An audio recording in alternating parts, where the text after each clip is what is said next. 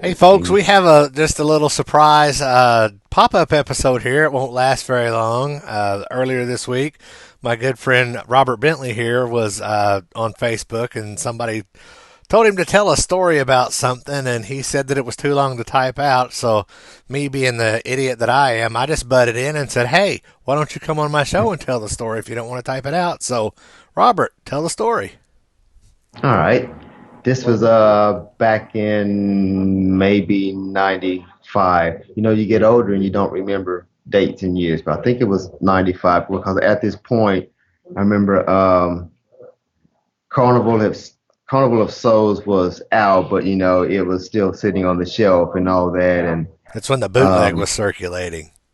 and it's Yeah. kind of like, right before, the whole big, hey, we're gonna do the reunion thing popped out on us. But anyways, at the time I was married.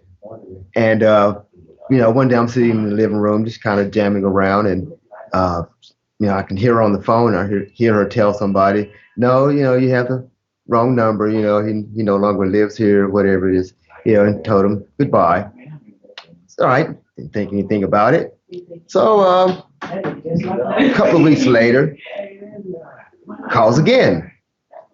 She says the same thing, I'm sorry, you got the wrong number, he no longer has his number, he doesn't live here, we don't know him. Hangs up. So I'm like, who is that? She goes, I don't know, it's some guy. He's asking for Eddie or Edler or Edwin or something. I'm like, okay. So I go back to what it is I'm doing. And by this point, it's another few days. Instead of a couple of weeks, it's like a few days. And he calls, and of course, I hear her yelling at this guy. I don't know him. He doesn't live here. And I mean, she's just like blasting him. And the guy asked that, look, if anybody calls for this guy, or if even if he calls, want to know if people have been looking for him, please, let him know that he's got, you know, people trying to find him.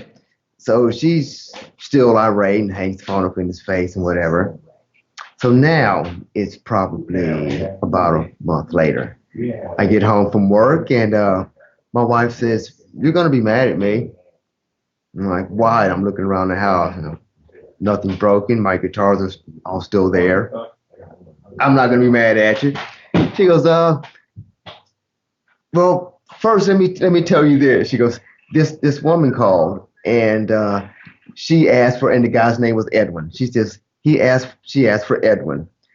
I tell this woman that, look, I don't know who you are. I don't know who your boyfriend, your husband is, whoever it is. We don't know Edwin. Please stop calling this blankety blankety blank house blankety blankety blank. Some more blank blankety blankety blank. A lot more blankety blank. We don't know him. So she says the woman was still very, very polite. And she introduced herself.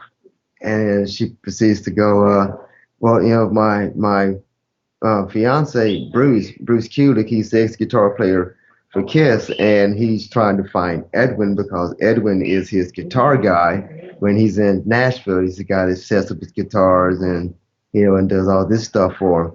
And my wife said she just got real quiet for a minute. And she goes, oh. And she goes, yeah, I know who Bruce Kulick is.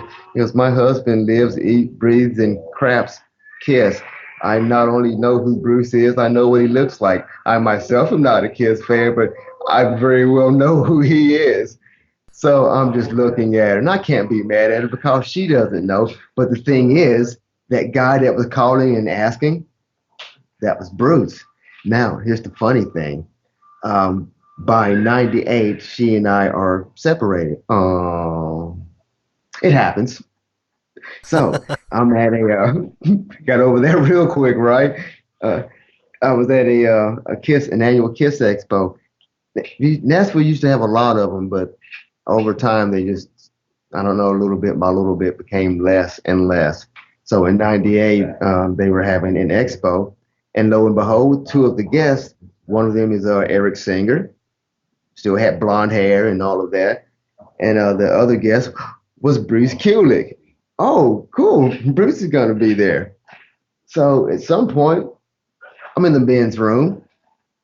Door opens up, and in walks Bruce Kulick, and he's like standing next to me. I kind of look over at him. What's going on, man? I'm thinking, Bruce Kulick is right beside me.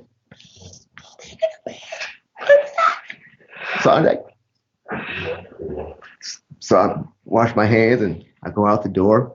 So I don't want to seem like a stalker, right? So I kind of wait off to the side a little bit. Bruce comes out the door, and so I'm like, hey man, it's great to meet you. Nice interview. Hey, look, I got a funny story to tell you. And I stopped him and I told him the story, and he and I just about, I guess for the next 15 minutes, man, just laughed and talked about everything under the sun that you could think of. So it was great. So that was my meeting with Bruce. That's pretty funny. It's funny how small a world it is. Mm-hmm. Once you figure out that you've had that connection without knowing that you've had that connection, it makes it pretty hilarious. Right, right. And and my poor wife, I'm thinking I wish I had have been the person that initially picked up the phone, because I bet I would have recognized his voice right off the bat. It probably may not have registered, maybe until the second or third call, but I would have thought, yeah, that's definitely Bruce, man. That's his voice. Well, that's pretty That's funny. it is, man. It's hilarious. So, but anyway, that's it. All right, man. Well, thanks for sharing that story. I will get this out and I'll link you really fast. Peace out, Cool, awesome, folks. brother. You bet, man. Have a good one.